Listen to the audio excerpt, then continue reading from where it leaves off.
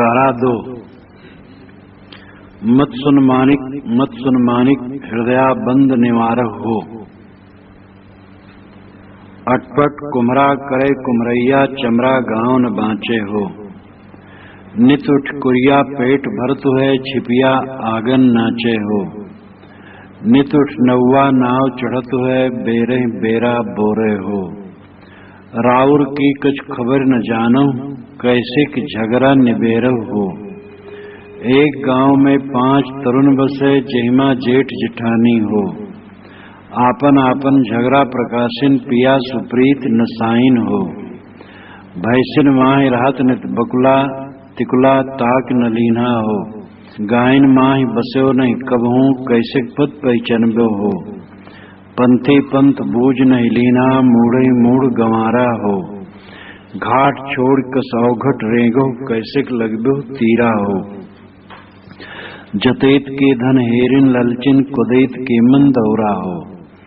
दुई चक्री जन दरर पसारो तब पहियो ठिक ठौरा हो।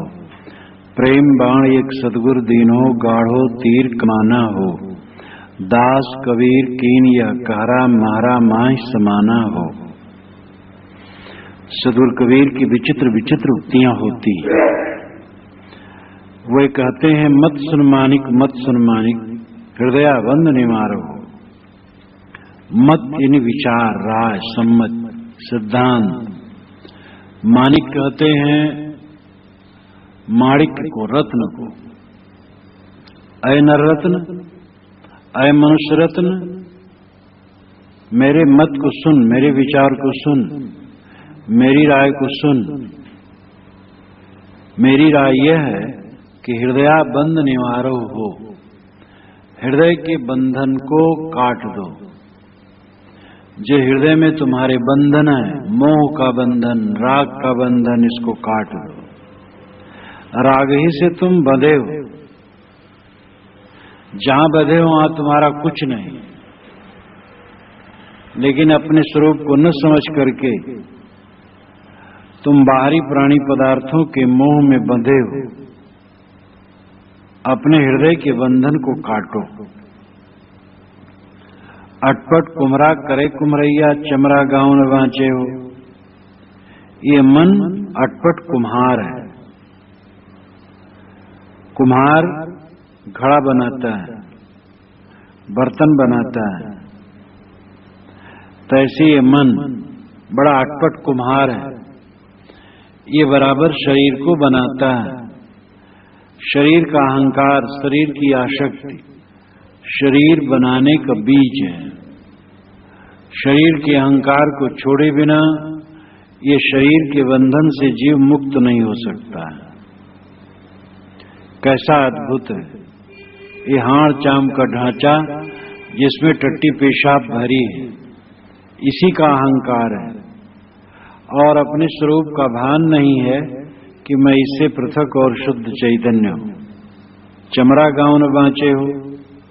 ये चमरा का गांव चमड़े का गांव शरीर ये बचता नहीं है। मन अटपट कुम्हार है वो कुम्हरई करता है। बारंबार वासनावश शरीर को धारण करता है लेकिन ये चमड़ा का गांव नहीं बचता है। नित उठ कुरिया पेट भरत है छिपिया आंगन नाचे हो।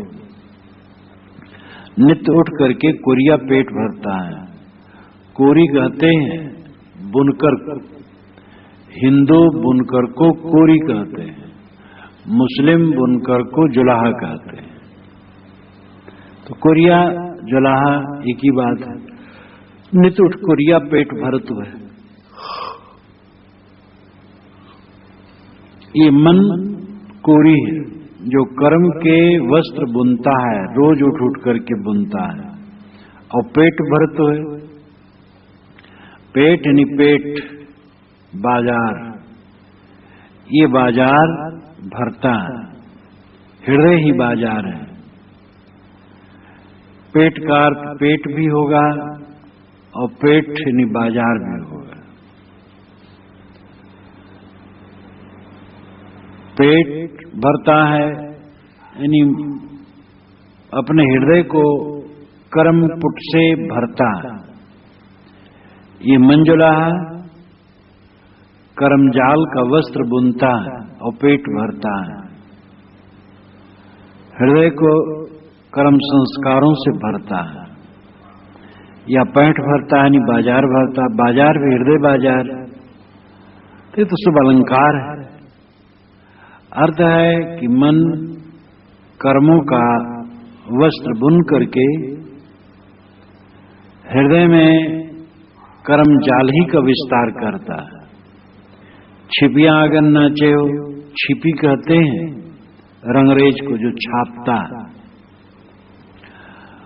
वो जुलाहों के आंगन में बारंबार आता है, नाचने मतलब आता है जाता है और रंग भरता है, कपड़ों में रंग छापता है। छिपियां आंगन नाचे हो, छिपी भावनाएं हैं जो अनेक रंग कर्मपट पर भरी जाती हैं। कर्म का मतलब है मन के उद्वेग। मन के उद्वेग पूर्वक जो कुछ किया जाता है वही कर्म बंधन बनता है। खिंचाव, आकर्षण विषयों के प्रति, काम उद्वेग, क्रोध उद्वेग, लोभ उद्वेग, मोह उद्वेग, वासनाओं के जितने उद्वेग हैं वही मानो कर्म का पुट बिनना है और उसमें भाव के रंग भरते हैं, यानी अत्यंत विषयासक्ति भाव का रंग है। नित उठ नौवा नाव चढ़त है, बेरे बेरा बोरे हो।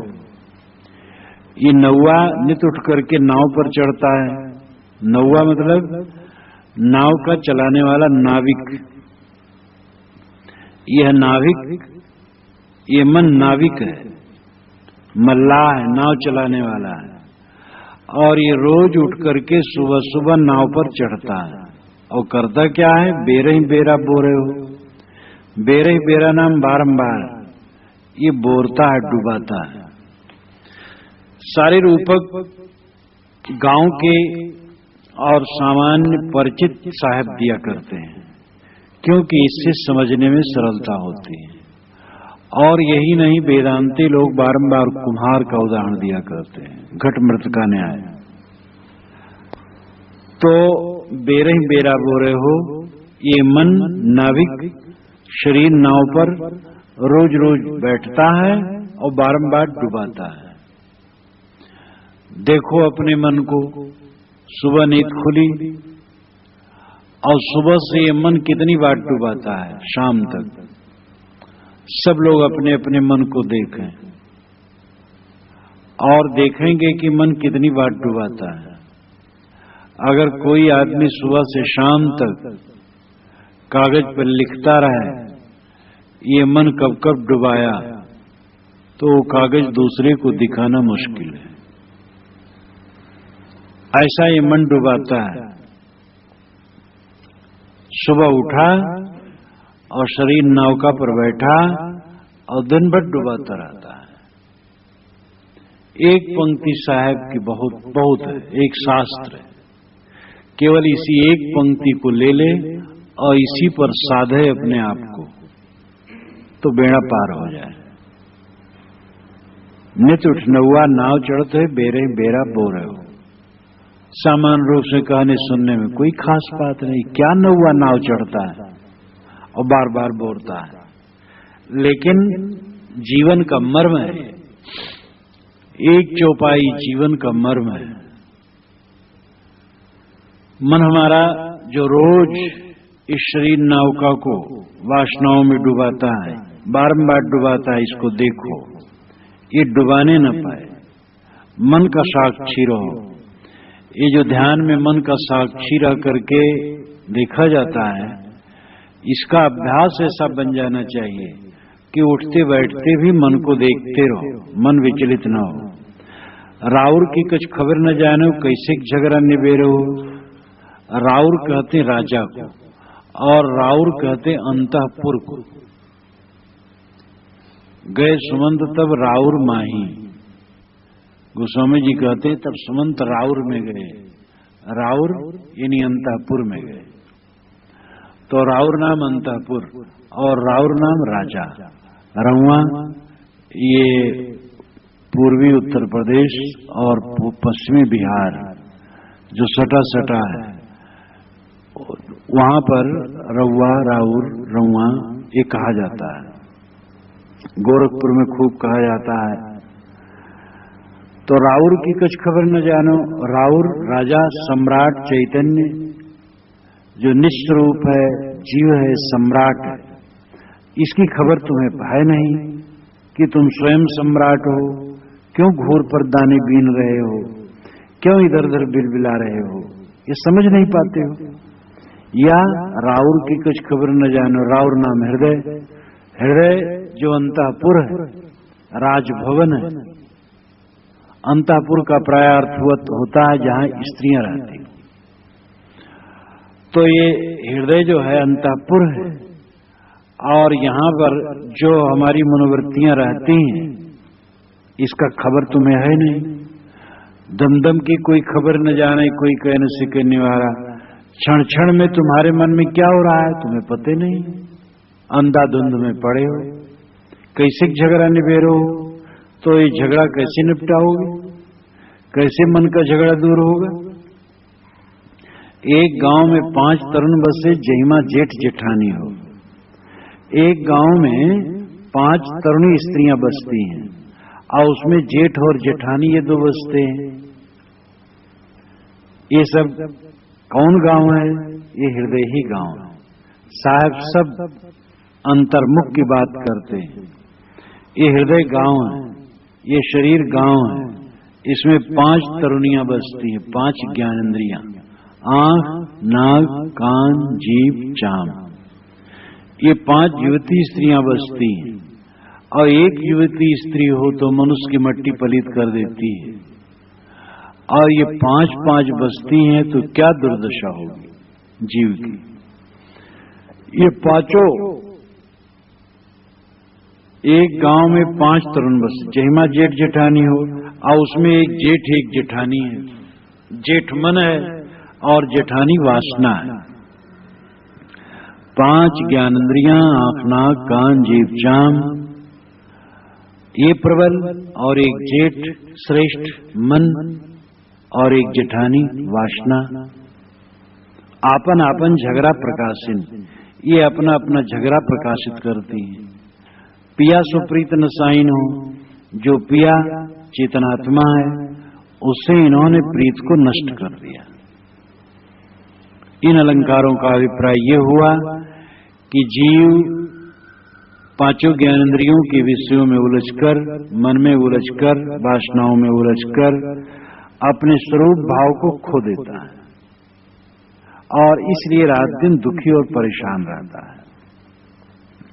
भैंसिन माह रात नित बकुला, तिकुला ताक न लीना हो। साहब एकदम ठेठ देहाती बातें सब कह रहे हैं। भैंसिन माह रात नित बकुला। और अगर इसको कोई देहात का परिचय न हो तो बहुत चीजों को समझ भी नहीं पाएगा।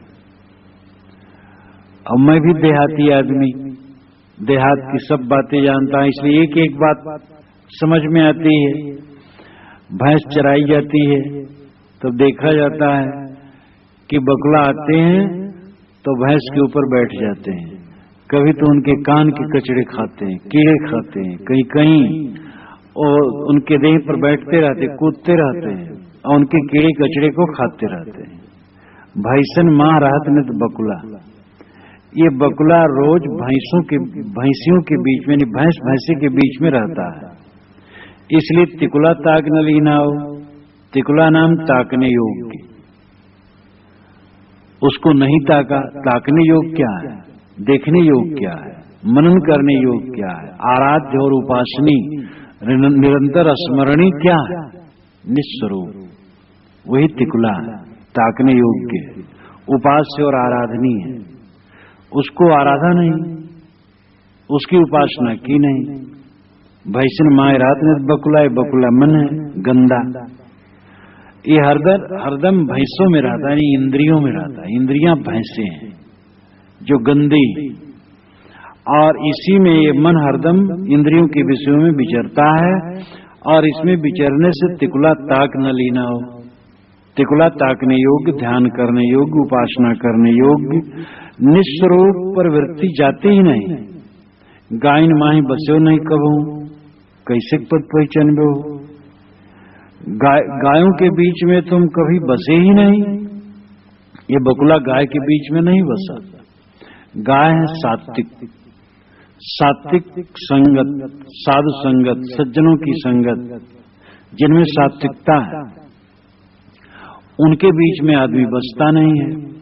इंद्रियों के भोग प्रिय हैं, तो ऐसे लोगों में बसता है जहां इंद्रियों के भोग मिले। संतों की संगत में इंद्रियों के भोग नहीं मिलते हैं, आत्मा का भोग मिलता है। गायन माही बसो नहीं कबहू, यानी सत्संग में तुम कभी नहीं बसे। कैसे पद पहचानबो, तो पद को कैसे पहचानोगे? पद नाम स्वरूप, निस्वरूप को तुम कैसे पहचानोगे? ये संत महात्माओं की संगत में ही बारंबार झनकार होती है कि अपने स्वरूप को समझो। देह केवल साधन है, देह भोग की चीज नहीं है, और संसार छूटने वाला है, कोई किसी का नहीं है। अपना स्वरूप ही उपासनी और आराधनी है। ये संतों की संगत में ही बात सुनाई देती है। पंथी पंथ बूझ नहीं लीना, मूढ़े मूढ़ गंवारा हो। पंथी ने पंथ को बूझा नहीं। ये पथिक जीव अपने पथ को बूझा नहीं किसी विवेकवान से कि मेरा पथ क्या है, मेरा कल्याण कैसे होगा। मूढ़े मूढ़ गंवारा हो, ये आदमी मूढ़ है, महामूढ़, गंवार है।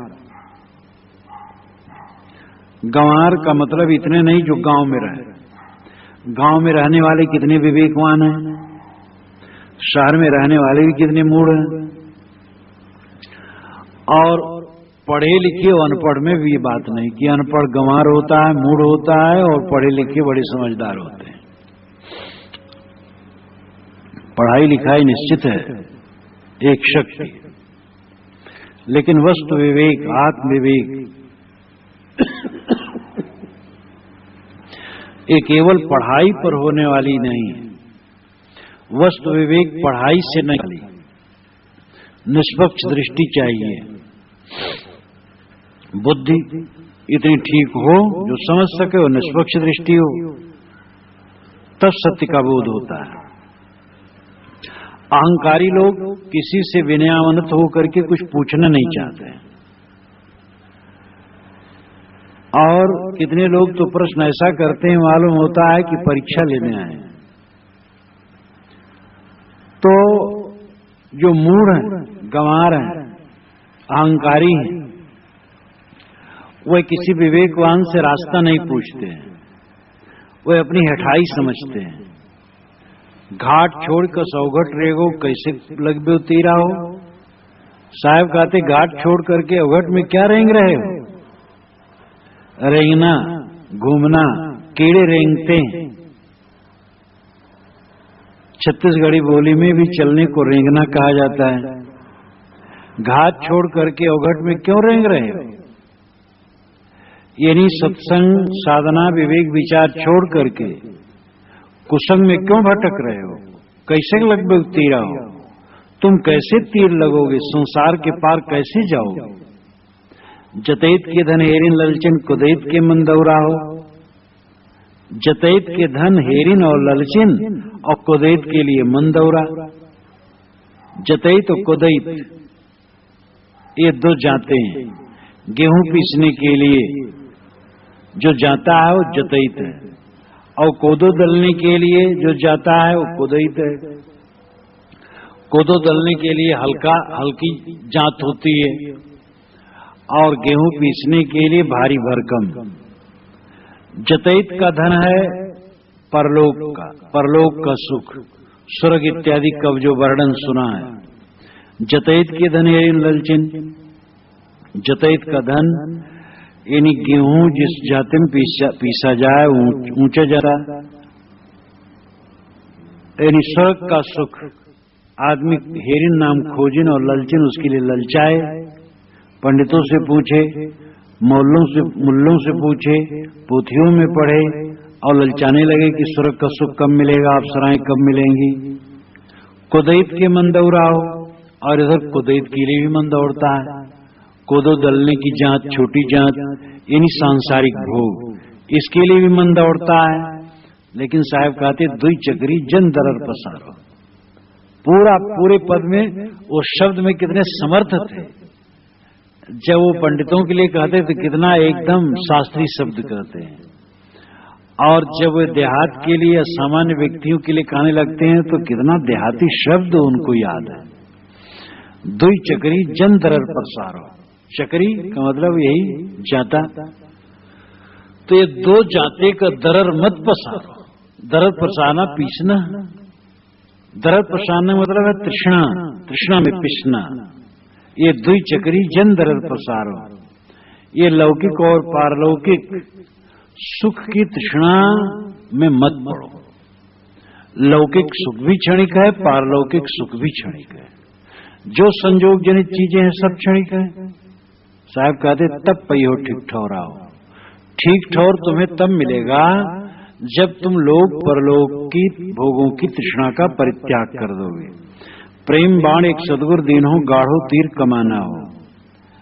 गाढ़ो नाम मजबूत, तीर और कमान।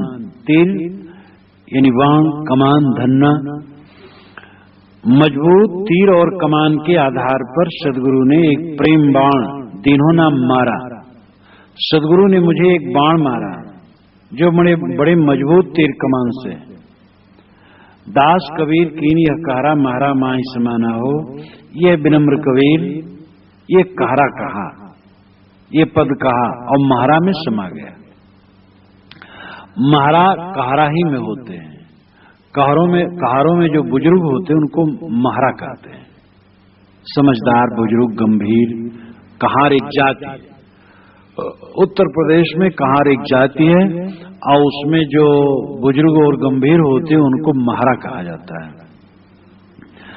तो मतलब है कि कहरा करके महारा में समाना, इन्हीं अपने शुद्ध स्वरूप में समा जाना है। अभिप्राय है कि सदगुरु ने मुझे प्रेम का बाण मारा। सच्चा प्रेम सदगुरु ही करता है। दुनियादारी तो प्रेम क्या करते, दुनिया में फंसाते हैं, मोह माया में फंसाते हैं। और सदगुरु का प्रेम ऐसा है कि वे बाण मारते हैं और अगर तुम्हारे दिल में ठीक से लग जाए तो तुम दुनिया से बेकार हो जाओगे और सारी ममता, सारा मोह समाप्त हो जाएगा।